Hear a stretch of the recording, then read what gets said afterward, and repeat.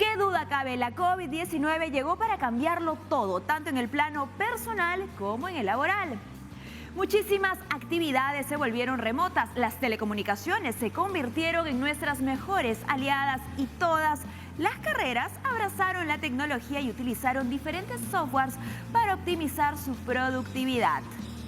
¿Creen ustedes que debido a esto haya carreras que hayan cobrado mayor relevancia? Averigüémoslo. Hoy en Todo Tecno, carreras del futuro.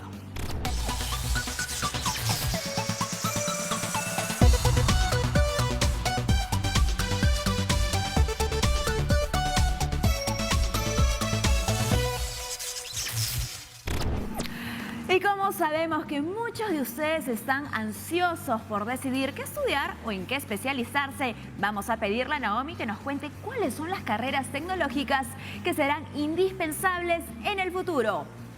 Naomi, ¿me escuchaste? Hola Mirta, sí, las carreras técnicas se caracterizan por ser más cortas, prácticas y accesibles que los estudios profesionales que duran 5 años o más. Por eso, si estás buscando carreras técnicas que tendrán gran demanda en los próximos meses, esta lista de 7 propuestas te puede interesar. 1. Carreras de ingeniería de software con inteligencia artificial. Son todas las carreras relacionadas a la programación de computadoras, aquellas que desarrollen la realidad aumentada, el control de drones, robótica y el análisis de datos a gran escala. 2. Carreras de ingeniería en ciberseguridad. Ante los múltiples ataques de hackers a redes sociales, bancos y otras entidades, las empresas requieren cada vez más la presencia de estos profesionales. Por ello, se verá como una de las carreras más demandadas en nuestro país y en el mundo. 3. Carreras de diseño de máquinas. En esta carrera se logra diseñar, desarrollar, fabricar prototipos, diseñar estructuras metálicas simples y sistemas de tuberías. 4. Carreras de mecatrónica de fabricaciones de metal mecánica, para diseñar y fabricar piezas para las diferentes industrias, sobre todo para la minería. Se hace uso eficiente de tecnologías digitales, aplicando ingeniería inversa, escaneo 3D y manufactura aditiva, impresión 3D. Estas carreras usan herramientas de gestión de datos industriales en ambientes colaborativos, como el Big Data y el Internet de las Cosas. 5. Carreras de control de calidad y procesos en industria alimentaria. La industria alimentaria está en auge gracias a las agroexportaciones, pero se necesita mejorar los procesos de inocuidad que vayan de la mano con los requisitos nacionales, por lo que hay una demanda muy interesante de profesionales en este sector. 6. Carreras de mantenimiento de maquinaria pesada. Serás capaz de ejecutar tareas y operaciones de diagnóstico y mantenimiento preventivo y correctivo de los diferentes sistemas de la maquinaria pesada y máquinas de trabajo, aplicando normas técnicas y las especificaciones del fabricante. 7. Carreras de administración de empresas. Se requerirá de profesionales que estén capacitados y sostengan el funcionamiento de las nuevas industrias. Al día de hoy, existen 2 grandes fuerzas que están revolucionando el mundo del trabajo: la automatización y la pandemia del COVID-19, según una investigación hecha por el Foro Económico Internacional. Además, el estudio proyecta que al 2025 se creará más empleos de los que van a desaparecer. Así que a decidir bien y a prepararse ahora. Antes de la pandemia, la Organización para la Cooperación y el Desarrollo Económico estimaba que para el año 2022, el 42% de las principales habilidades que se utilizan hoy cambiarían. Además de habilidades tecnológicas, las habilidades interpersonales tendrán una fuerte demanda en el mercado laboral, incluyendo aquellas relacionadas con las ventas, recursos humanos, cuidados y educación.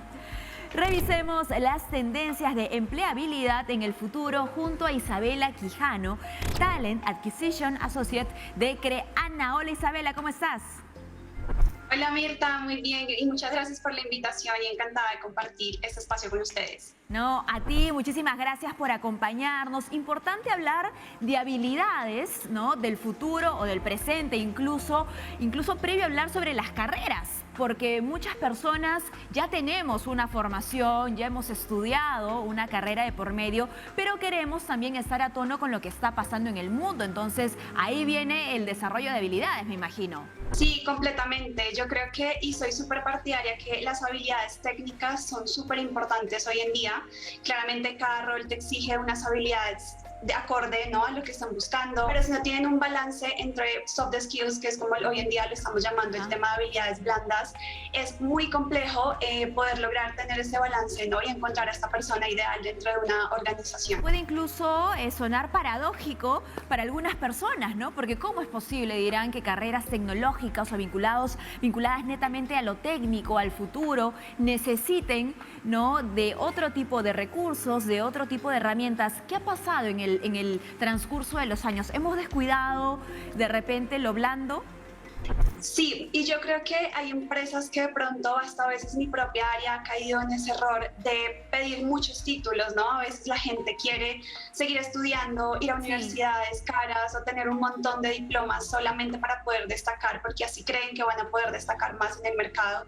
Estudiar, estudiar, estudiar, pero en verdad descuidan mucho estas otras soft skills que en verdad son súper importantes y que al final, como te digo, es lo que hoy en día está marcando la diferencia en los perfiles, ¿no? Entonces, sí siento que hay un error ahí en a veces pensar que solamente lo técnico es lo importante y que si soy el mejor desarrollador del mundo voy a ser contratado en todas las empresas, ¿no? Es nuestra tarea entonces regresar nuestra mirada a las habilidades blandas sin descuidar lógicamente nuestra formación, sea técnica, sea profesional, ¿no?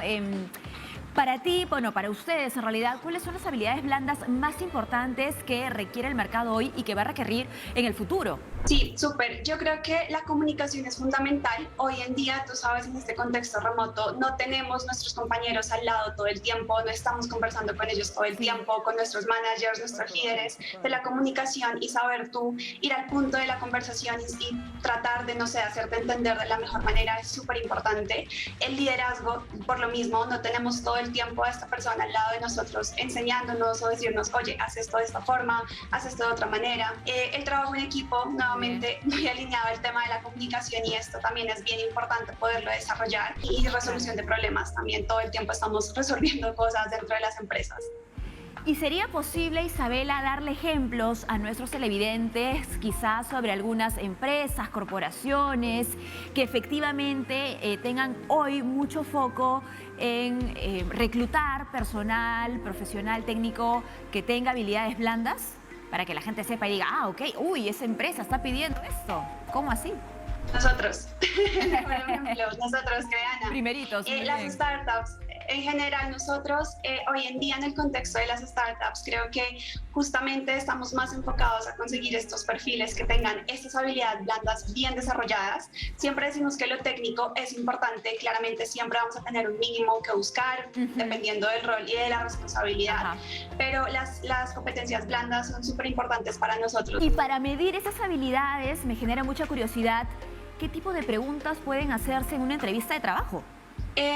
Yo creo que van muy enfocadas de pronto a un modelo que nosotros llamamos STAR, que es muy situacional, ¿no? Entonces, digamos, cuando te preguntamos cómo hiciste para resolver un tema, qué actitud tomaste frente a esta situación, qué habilidad también sacaste a relucir cuando pasó X o Y momento dentro de tu experiencia o en una situación compleja o difícil que tuviste que vivir. Pero no hay nada más chévere también que conocer un poco la situación que viviste para saber cómo resolviste ese problema. ¿Cómo lo manejaste? ¿Considerarías, Isabela, que las carreras tecnológicas del futuro que se están enseñando hoy ya integran este tipo de habilidades dentro de su formación? Yo creo que todavía falta mucho, ¿no? En las universidades a veces nos enseñan mucho los procesos desde decir cómo hago esto, pero Claro. no tanto el trasfondo de, ¿no? Entonces creo que en las universidades todavía falta mucho. Al final uno sale de la universidad con unos conceptos básicos, pero es hasta la vida real cuando tú ingresas a trabajar que en verdad sabes Claro. qué va a pasar. Pero los cargos hoy en día se están volviendo más que teóricos, estratégicos dentro de una organización. Creo que la pandemia nos enseñó justamente eso, que no tenemos todo controlado, que hoy estamos Eso. muy bien, mañana pasa algo que nadie en la vida se imaginó y va a cambiar completamente nuestro entorno, ¿no? Claro, y que esto que estás comentando no nos deje tampoco con esa frase que he escuchado tanto de, no, eso se aprende en la práctica, ¿no? Y quizá pospone un poco nuestra formación porque decimos, "Nah, cuando trabaje seguramente lo voy a aprender", pero podríamos, ojo, acompañar nuestro trabajo de una formación que no sea tan intuitiva, ¿no?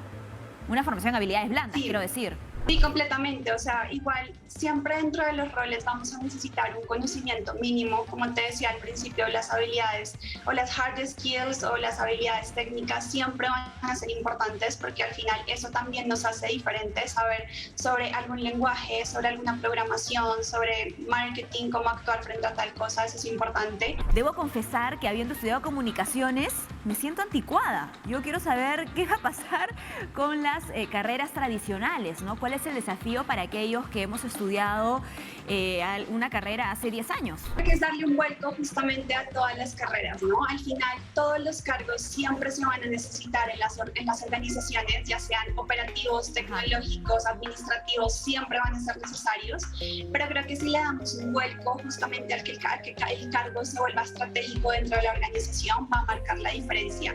Por ejemplo, en mi caso, recursos humanos, que siempre se veía como el área operativa, como el área que nos resuelve los problemas, que no sé qué, y siempre teníamos como ese chip ahí del área cansona a veces dentro de las organizaciones. Ahorita si no tienen un área de recursos humanos bien establecida y que esté pensando todo el tiempo en cómo actuar frente a una situación, cómo promover el mercado laboral. Muy bien, bueno, te agradecemos muchísimo, Isabela, por habernos acompañado, por esta información que nos has brindado y que nos permite tomar conciencia sobre aquello que quizá tenemos pendiente en nuestra formación. Igual, súper invitados todos a la página de Creana para encontrar las posiciones que hoy en día tenemos, que justamente van súper alineadas a todo lo que estuvimos hablando de este mundo digital que hoy en día el mundo nos está exigiendo. Es momento de hacer una pausa, pero antes te dejamos el siguiente Tecnodato. Presta mucha atención. Tecnodato. ¿Qué es Google Actívate? Es una plataforma que nace con el objetivo de facilitar el acceso no solo al conocimiento, sino también al emprendimiento y al mundo profesional.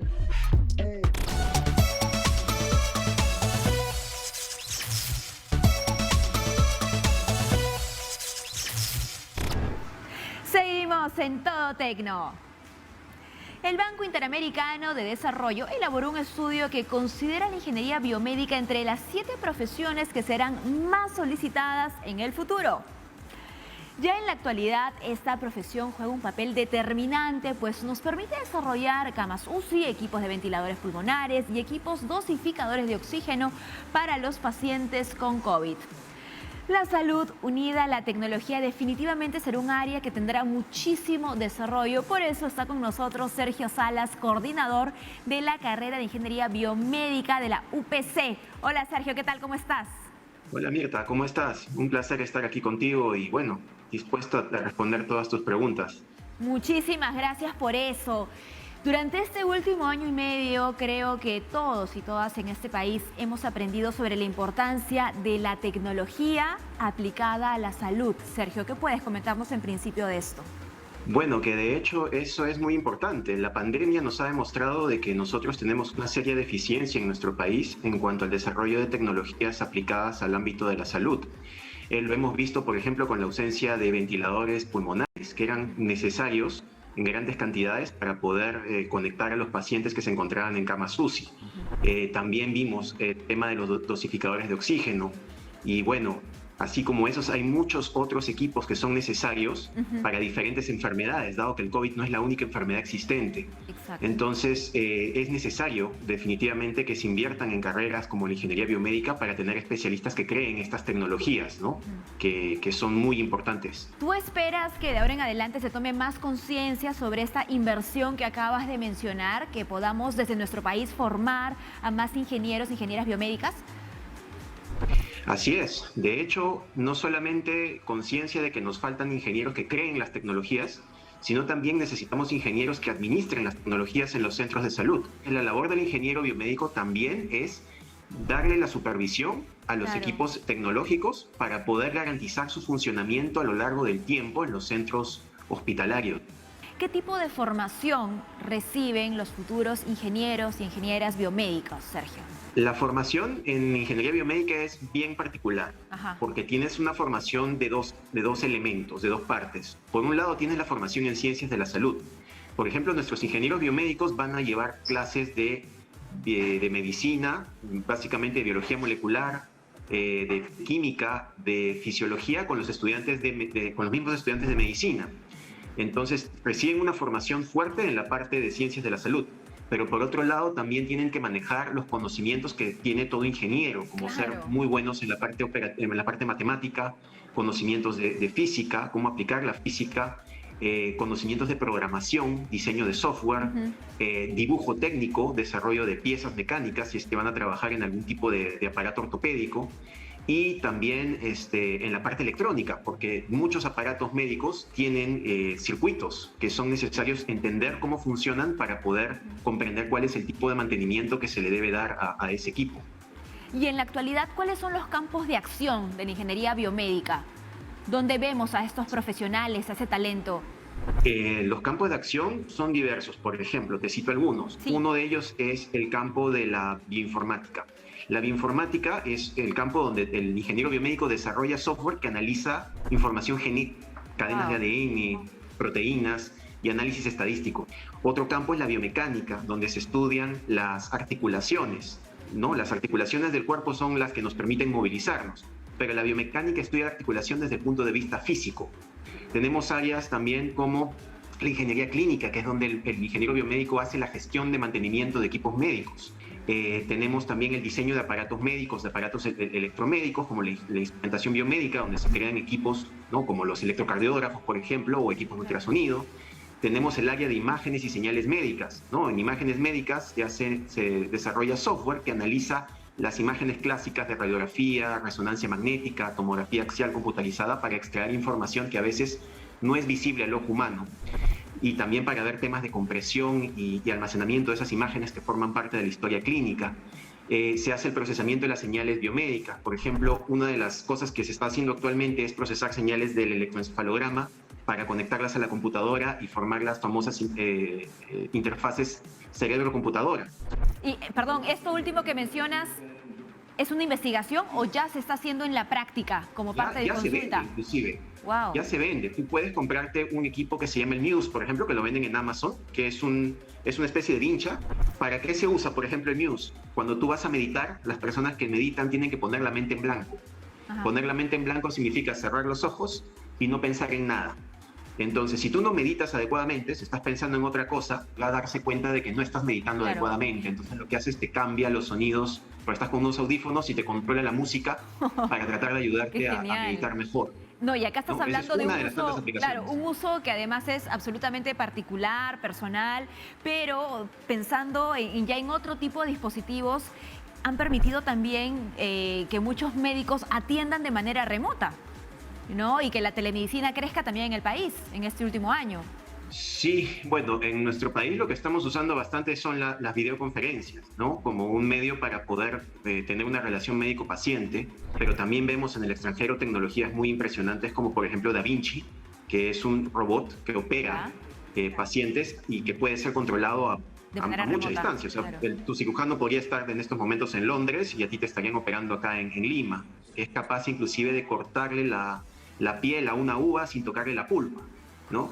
Entonces, ese grado de precisión que tiene un robot como estos permitiría, por ejemplo, hacer suturas o cortes mucho más precisos que la mano del ser humano hasta el día de hoy lo hace, ¿no? Y que le plantea al personal médico en general este gran desafío de adaptarse a las nuevas tecnologías, aprender de ellas o ser parte de nuevas especialidades como la ingeniería biomédica. Nos quedan algunos segundos nada más, Sergio, para finalizar la entrevista.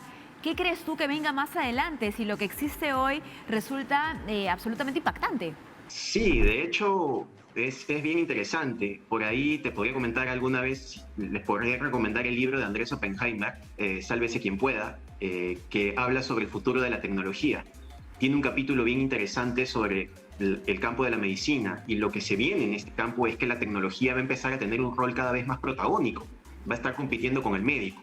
¿Significa eso que el médico va a desaparecer? Claro que no. El médico va a seguir siendo una profesión importante en el futuro, pero cada vez más el médico va a estar rodeado de tecnología que la va a tener que saber utilizar o inclusive va a tener que programarla, ¿no? Lo que va a cambiar un poco la forma como se enseñan estas carreras. Entonces, este impacto de la tecnología es gracias justamente a la ingeniería biomédica, que cada día está creando más y más cosas, ¿no? Siempre protagonista de distintas innovaciones. Bueno, Sergio, muchísimas gracias por habernos acompañado, por esta información que nos deja a todos realmente asombrados. Muchas gracias por la invitación y aquí dispuesto para cualquier otra consulta que tengas tú y tus televidentes. Muchas gracias. Un bioingeniero puede aplicar sus conocimientos de ciencia y tecnología para revolucionar tanto la medicina como la biología. Y luego de ser atacados por una pandemia, hemos constatado la importancia de que cualquier esfuerzo para preservar la vida del planeta vale la pena. Estoy enlazada con el doctor Julio Valdivia, director de la carrera de Bioingeniería y el Centro de Investigación de Bioingeniería de UTEC, que nos va a explicar por qué los bioingenieros y bioingenieras jugarán un papel fundamental en el futuro. Julio, ¿qué tal? ¿Cómo estás? Bienvenido. Hola Mirta, ¿cómo estás? Gracias por la invitación. A ti, muchísimas gracias por acompañarnos. En principio, me causa mucha curiosidad.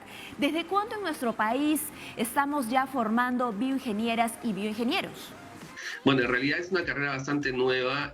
Nosotros, desde UTEC lanzamos la carrera en el 2017 y todas las carreras relacionadas a esta área también han salido en el 2017. Así que es bastante nueva, aunque, bueno, estamos un poco atrasados con respecto a los compañeros del área, de la región. Claro. Pero Argentina desde el 94 ya está produciendo bioingenieros. Y mira que eso también te lo iba a consultar, ¿no? En un paralelo con otros países, porque 2017 es nada, ¿no? Son muy pocos años a comparación de otras carreras que se enseñan incluso hace más de un siglo, imagínate tú. Sin embargo, seguramente ustedes están tratando de ir a la par con lo que sucede en el mundo. Es correcto, sí. Justamente la idea de la universidad era poder tener peruanos que estén trabajando en estas áreas, porque normalmente para las necesidades que se tienen tenemos que traer bioingenieros de otras partes, de Argentina, Colombia, claro, México, incluso Estados Unidos, y eso pues, no puede ser, y esto lo ha demostrado la pandemia. Necesitamos gente especializada en estas áreas. Así es, muy de acuerdo contigo. Poco a poco eso está cambiando, ¿no es cierto? Estamos no solamente utilizando el talento peruano, sino que nuestras y nuestros jóvenes se están formando también en estas carreras que ya no son del futuro, son del presente, Julio. Es así, bueno, la verdad la ola tecnológica es arrasadora, ¿no? Y uno tiene que saber correr la tabla. Siempre decimos eso, y no dejarnos arrastrar por ella, ¿no? Y ese es uno de los puntos importantes que necesita el país. Por eso que esta carrera busca eso. Ahora, ¿cómo interactúan la biología y la ingeniería en esta carrera, en este campo de acción que es bastante amplio? Justamente hace algunos minutos hablábamos de la ingeniería biomédica. Sí, mira, el enfoque que tenemos es muy claro. El punto de bioingeniería o ingeniería biológica, también le llaman algunos países, unas carreras, involucra, digamos, la integración del área biológica y la medicina de la ingeniería. Normalmente cuando uno piensa en ingeniería dice matemática, física, química, ¿no? Pero la biología, ¿cómo, no? Entonces, pero en realidad, sí, claro, lo que pasa es que la biología normalmente, pues uno se imagina a alguien con su bata blanca en un laboratorio haciendo experimentos, sí, o viendo temas de evolución, ¿no? Como Darwin ahí evaluando, pero no es así. La idea es tomar ahora la biología también como parte de este ciclo de la ingeniería. Todo ingeniero, ¿no?, lo que hace es solucionar problemas.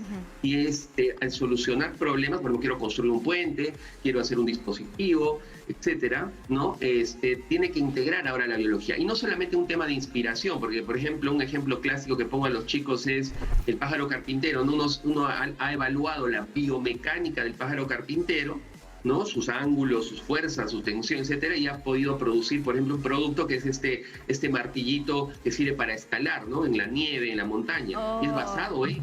Claro. ¿no? Qué bueno que menciones esto de la inspiración, porque en Todo Tecno en algún momento hemos hablado de robots, de dispositivos justamente inspirados en la naturaleza, en la biología, pero ahora entendemos que se tiene que ir más allá, que se está yendo más allá. Y yo quisiera preguntarte, ¿bajo qué conceptos teóricos y prácticos son formados los bioingenieros? Es decir, en una clase, para inspirar también a los jóvenes que nos siguen, ¿qué es prácticamente lo que hacen, lo que estudian, cómo es que ellos comparten y interactúan también en su proceso de aprendizaje? ¿Quién enseñaba al estudiante? Un tronco común. Ese tronco común tiene que ver con circuitos. Claro, el circuito genético, el circuito electrónico, tienen el lenguaje booleano. Sí, solo sí, apago, prendo por acá, le meto esto y voy haciendo los caminos para funcionar circuitos, ¿no? El área de la programación, importante para los estudiantes tener programación, tanto en el área biomédica como en el área biotecnológica, el área de ingeniería biotecnológica, digamos así, que abarca la ingeniería, necesitan esos troncos. Y obviamente los chicos necesitan realizar, estar en el ambiente, hacer proyectos todo el tiempo, ¿no? Poner a prueba eso que es importantísimo, claro, que despierta, que es el desafío a problemas. Hablamos de una formación muy vinculada a la práctica, entonces, ¿no es cierto? A ver aquello que estamos teorizando en principio. Eso es muy importante para los ingenieros, ¿no? Los ingenieros tienen que, por ejemplo, al tener un problema, tienen que primero, oye, este problema hay que diseñar una solución, diseño. Luego tienen que modelar esa solución. Luego tienen que implementar esa solución. Luego tienen que validar esa solución y al final tienen que probarla, pues, ¿no? Para validarla. Y si la tecnología aumenta, ahora se habla de nanotecnología, por ejemplo, ya involucrada en estos temas, entonces tenemos que hacer un desarrollo, es una innovación. Y nuevamente, otra vez entra el ciclo, ¿no? Diseño otra vez. Julio, ¿qué tan importante es también, y a la par, que en nuestro país se le dé el peso a la investigación, el peso que necesita y que requiere, ¿no? Porque a veces estamos inmersos en este mundo rápido, ágil, que se orienta más hacia lo técnico quizá y que no le da tanta solidez a lo académico. Tienes toda la razón. Hay un punto importante que ese es un engranaje, ¿no? Es una subida de pasos. Definitivamente la investigación primero nos va a dar el conocimiento, ¿no? ¿Cuál es el objetivo de la ciencia? Es el conocimiento, generar conocimiento, pero muchas veces ese conocimiento a veces no tiene una aplicación rápida, pero que eso va a ir acumulándose y que ha llevado, por ejemplo, a la formación de todas estas nuevas tecnologías que tenemos, porque ahí aparece pues justamente ese ingeniero, en este caso ahora un bioingeniero que también integra ese conocimiento biológico y de la ingeniería para poder avanzar y hacer algo, ¿no? Entonces viene primero la investigación básica, la aplicada, llega el desarrollo de procesos y el desarrollo, y luego también el escalamiento, ¿no? Entonces hay expertos ingenieros que escalan cosas, ahí están los ingenieros químicos, ¿no? Que escalan, ¿no? Les gusta escalar a industrias más grandes, ¿no? Los bioingenieros les pueden dar, por ejemplo, una bacteria que produzca un fármaco, una vacuna, ¿no? Diseñada, producida a nivel mesa, un poquito de repente a mini planta, ¿no? Como decimos, un proceso, pero luego vienen los que escalan los procesos, ¿no?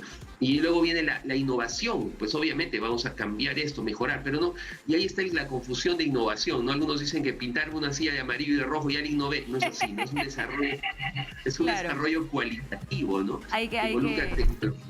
Hay que ser mucho más rigurosos, ¿no? Con la palabra innovación. No centralizar en todo caso las investigaciones ni la formación a un típico escenario cuando el Perú, ya lo conocemos, ya lo sabemos, es biodiverso, como dijimos hace algunos segundos. Nos queda solamente un minutito, Julio, ¿cómo quisieras finalizar, animar seguramente a nuestros jóvenes a que pongan su mirada en este tipo de carreras?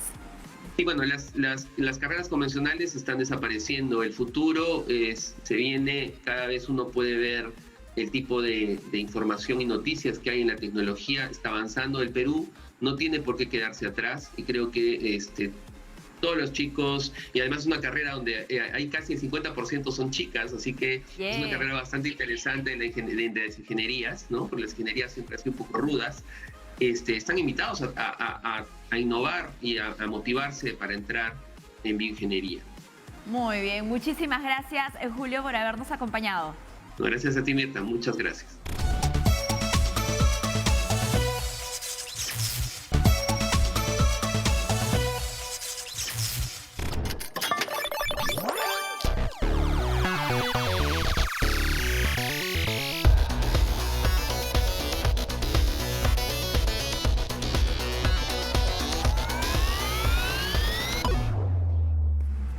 Estamos de regreso en Todo Tecno. Les cuento que el grupo Avatar de la PUC busca explorar diferentes tecnologías inmersivas para realizar propuestas de apoyo para el aprendizaje y la enseñanza.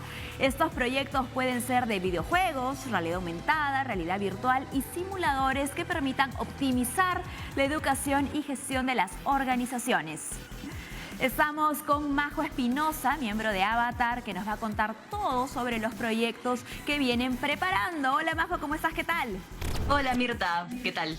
Bienvenida, Majo. Vemos en principio que, claro, los juegos te acompañan no solo digitalmente, sino también en tu vida diaria detrás tuyo. Hay muchos juegos de mesa. Sí, es cierto, vivo rodeada de juegos de mesa, videojuegos, juegos de rol, todos los juegos en general. Estupendo. ¿Cómo empieza tu vocación por los videojuegos o los juegos en general, como has mencionado? Creo que he nacido en una época suertuda donde he podido aprender, por ejemplo, matemáticas y cómo escribir y las palabras a través de videojuegos educativos, de hecho. Así que eso nada, me ha inspirado y hoy en día me encuentro trabajando en el rubro de educación y juegos, así que ha sido un buen juego que me ayudó a aprender cuando era chiquita. Qué bien que lo digas. Miren el impacto de aprender de esa manera y luego que eso te guste tanto que decidas trabajar en ello. ¿Qué tipo de proyectos están desarrollando actualmente en Avatar, Majo? En Avatar actualmente nos estamos enfocando en videojuegos que tienen que ver con el aprendizaje o enseñanza de la historia, sobre todo para escolares, ¿no? También hemos tenido aplicativos relacionados a la matemática, que es más dirigido a primaria, pero para secundaria sí, todos los temas de historia, series nacionales y eventos importantes de Perú es algo en lo que nos hemos enfocado. Excelente. Y para aquellos padres y madres de familia que nos están viendo, ¿cuáles son las ventajas? ¿Cuál es la ganancia de que nuestros escolares, chicas y chicos que están en etapa de formación justamente aprendan a través de los videojuegos o la gamificación en general, ¿no? Que también es un concepto importante que si quieres puedes desarrollar? Claro, o sea, desde una manera simple, comenzando por la gamificación, que simplemente al menos motiva a los estudiantes más allá de una clase tradicional, les da como incentivos para que presten atención, de repente cosas coloridas o premios van a hacer que los estudiantes se acuerden más de lo que están aprendiendo y de ahí avanzando cosas más complejas que, bueno, toman más tiempo, que es el desarrollo de videojuegos. Para el desarrollo de proyectos, dígase videojuegos, como dijimos al inicio, proyectos de realidad aumentada, de realidad virtual, ¿por dónde inician? ¿Cuáles son las etapas en el proceso hasta que se llega pues, a un producto final, Majo? Bueno, en el caso de productos educativos, lo importante es saber cuál es nuestro objetivo de aprendizaje, ¿no? Saber primero cuál es nuestro público objetivo y qué es lo que necesitan, cuál es la problemática. Luego de una ardua investigación, recién se pasa a ver qué tipo de mecánicas, por ejemplo, tendría el juego, qué tipo de dinámicas van a generar que los estudiantes se comporten de una manera que se acerque a lo que deberían estar aprendiendo en clase, por ejemplo. Entonces, todo parte de la investigación y de la educación para poder luego desarrollar la parte mecánica y más, entre comillas, de videojuegos. Muy bien, el grupo Avatar, ojo, pertenece a una casa de estudios de educación superior y yo me pregunto, ¿qué tan incorporadas están este tipo de herramientas en la educación regular? Si hablamos de niños y niñas de primaria y secundaria, Majo, en tu experiencia, ¿qué podrías comentarnos? Hoy en día, la verdad es que siento que todavía está bastante tirado hacia lo tradicional, la educación peruana, pero sé que hay colegios que se están animando ya a innovar en sus iniciativas, a integrar juegos de video, pero también juegos de mesa, por ejemplo, en sus clases o la gamificación. Y poco a poco los docentes se están animando a probar nuevas cosas porque, bueno, el contexto también de la pandemia nos ha llevado a probar cómo motivar, ¿no? Sí. En este contexto justamente que mencionas de la pandemia, el grupo Avatar, por ejemplo, se ha acercado a algunos docentes de educación regular, han tenido cercanía con colegios. ¿Cómo interactúan ustedes con quienes son principalmente su público objetivo, ¿no?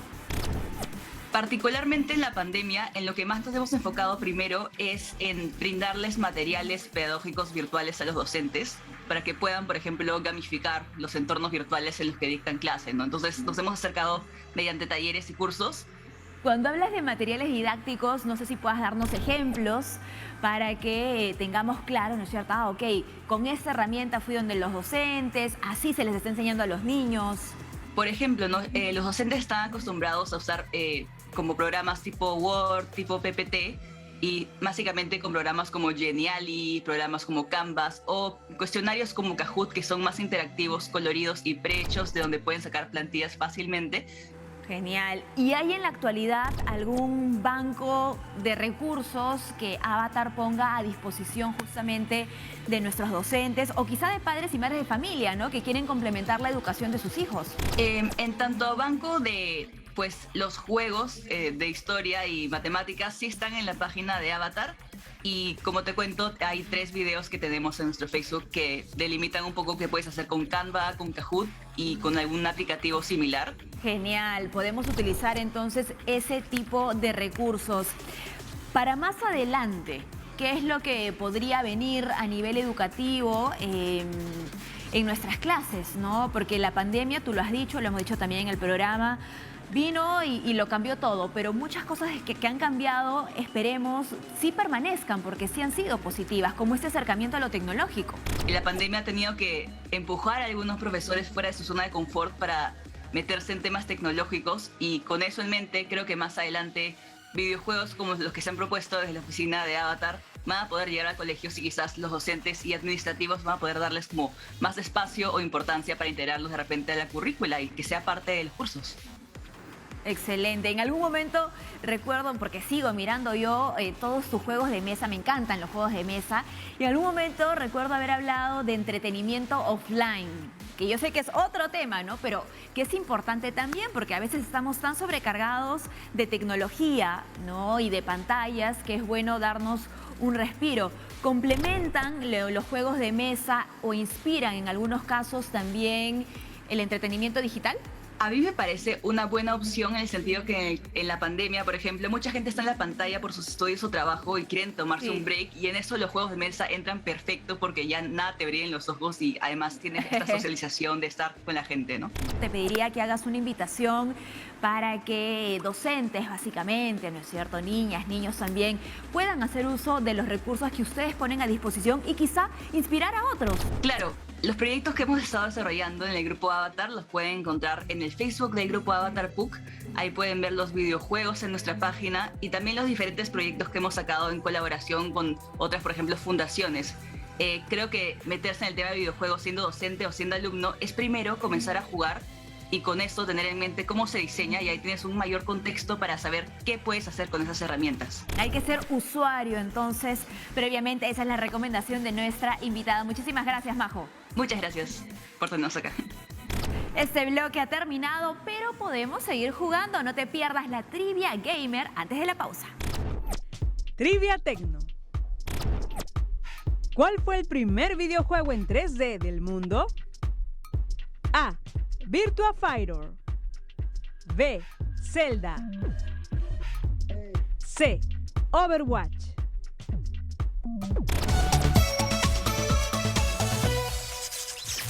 Es la opción A. Virtua Fighter. El primer videojuego en 3D es Virtua Fighter. Apareció en octubre de 1993. Su presencia fue desde el principio una revolución. Estamos de regreso en Todo Tecno, y si quieres enterarte de lo que sucede en el mundo de la tecnología más allá de nuestras fronteras, no te pierdas la siguiente nota.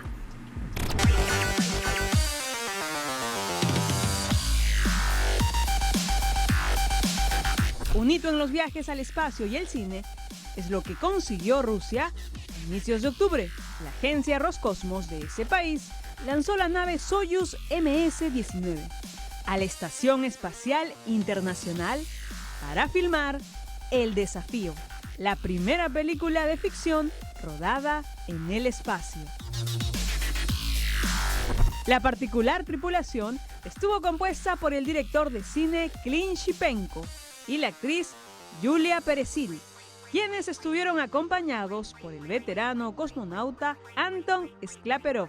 Permanecieron 12 días en la estación espacial, a donde llegaron tras 3 horas y 27 minutos de vuelo.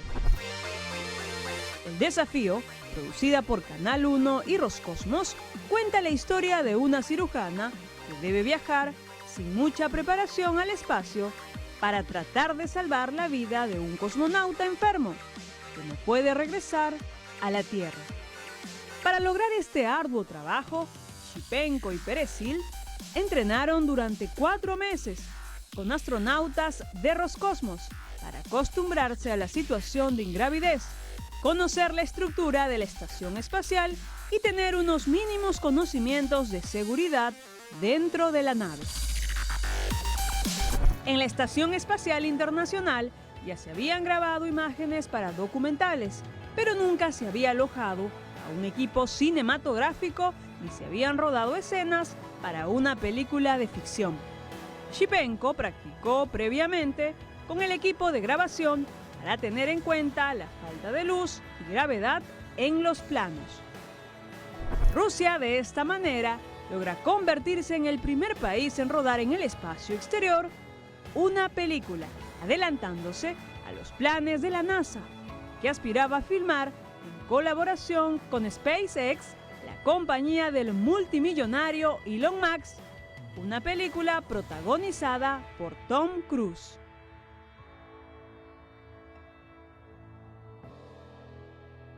Un bootcamp es una metodología intensiva de estudio enfocada en adquirir conocimientos relacionados con el desarrollo de software. La organización Laboratoria adoptó este método para enseñarle programación web y diseño de experiencia de usuario a mujeres que no pueden acceder a estudios superiores.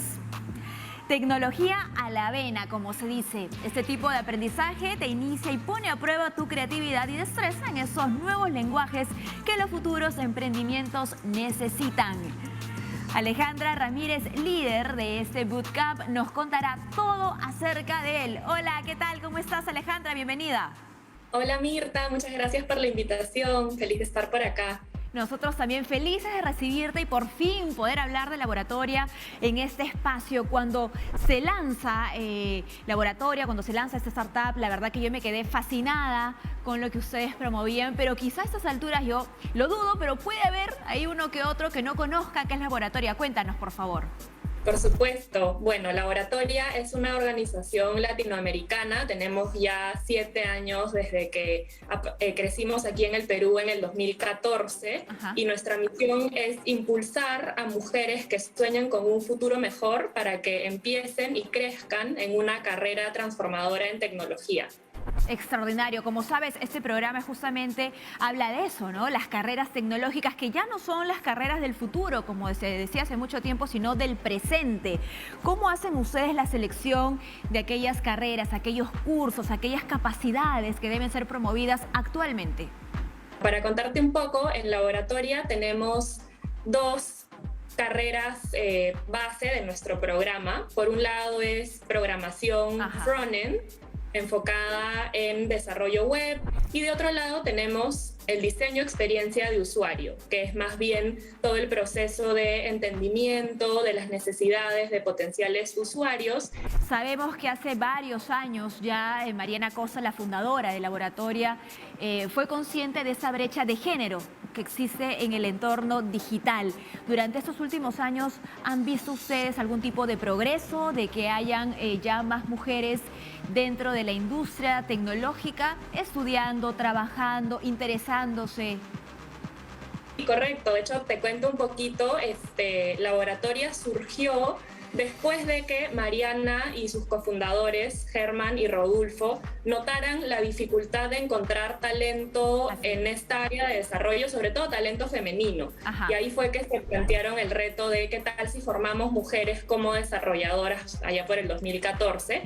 Y ahora, después de estos 7 años que tenemos, la verdad es que tenemos ya más de 2.000 egresadas de nuestros bootcamps a nivel regional, entonces definitivamente que sí estamos contribuyendo a cambiar un poco estos porcentajes que son todavía muy inequitativos, pero cada vez hay más mujeres que se interesan por esto, por el hecho de ver y tener más ejemplos y referencias de otras mujeres que ya lo están logrando. Exacto, y sin duda, bueno, Mariana Costa es gran referente, ¿no? Recuerdo lo que pasó hace un par de años, bueno, entre muchos logros de Laboratoria, ¿no? Cuando Mattel, que es una marca exclusivamente dirigida a niñas, adolescentes, decide hacer esta edición especial, ¿no? Con mujeres fuertes, con mujeres inteligentes, con mujeres que están cambiando las cosas y escogen a Mariana Costa como una de ellas. ¿Qué impacto tuvo eso también en Laboratoria y en la comunidad que ustedes ya han creado? Ese fue todo un evento, casi tanto, incluso más que el reconocimiento y la charla en la que participó Mariana con Obama años antes, ¿no?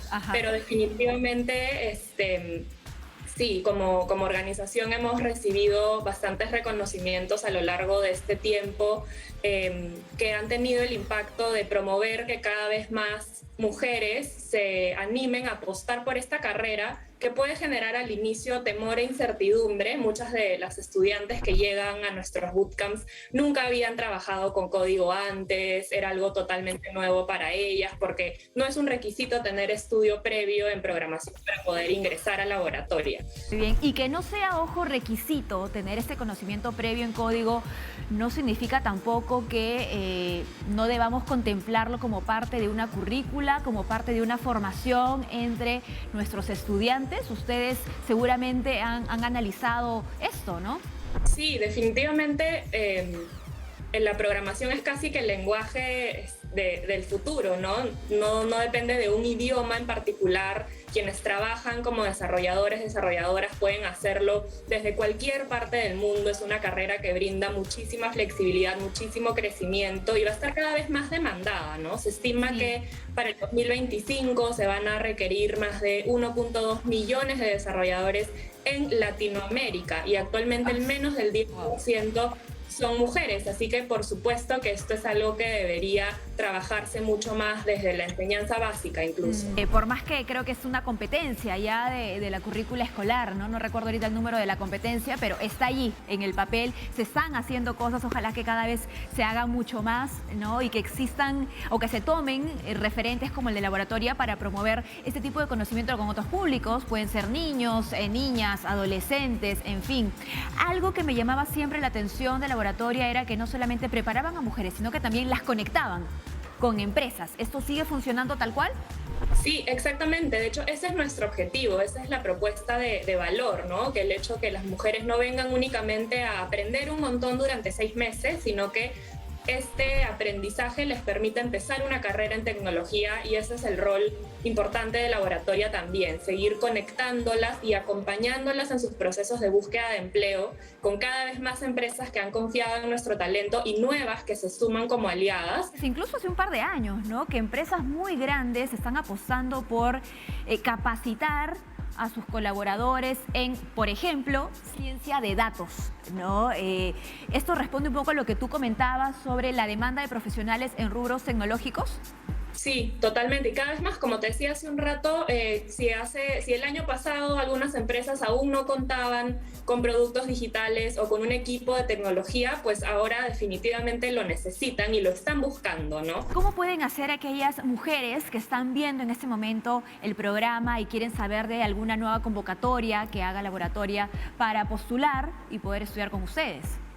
Sí, nuestras convocatorias están abiertas todo el tiempo. De hecho, el día de ayer justo comenzamos una nueva promoción, la número 16 en Laboratoria Perú, pero ya mismo pueden empezar a postular si les interesa ser parte de la promoción 17. Vamos a comenzar en enero, está a la vuelta de la esquina, así que el proceso de selección ya ha comenzado. Pueden buscar en nuestra página web y van a encontrar todos los pasos para poder postular. Entren a postula.laboratoria.la y ahí van a encontrar todo lo que necesitan. Nos consultan, ¿hay exámenes, hay alguna entrevista? La gente está curiosa. Primero hay una ficha de datos que todas llenan con información personal, etcétera. Y luego hay sí unos exámenes y un pretrabajo que cada una los desarrolla desde casa, no de manera online. Después de esta etapa hay entrevistas grupales, también ahora todo es virtual. Luego de las entrevistas tenemos una semana que llamamos preadmisión, donde las postulantes vienen y desarrollan pequeños proyectos ya en equipo, de manera que conocen la oratoria, conocen nuestra metodología de aprendizaje, y recién después de esta última etapa es que las invitamos a formar parte del bootcamp. Muchísimas gracias, Alejandra, por habernos acompañado. Sin duda, la oratoria ha marcado un hito en la educación de nuestro país, atendiendo pues a este público tan específico como es el de las mujeres, ¿no? Buscando incluirlas, ¿no?, en la industria tecnológica. Muchas gracias. Gracias a ti, un abrazo.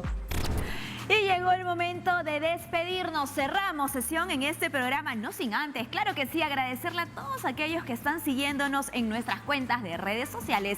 Recuerda que estamos en Facebook, también en Instagram, y que puedes encontrarnos como Todo Tecno. Me voy como debe ser. Espero que ustedes hagan también lo mismo y utilicen siempre su doble mascarilla. ¡Chao!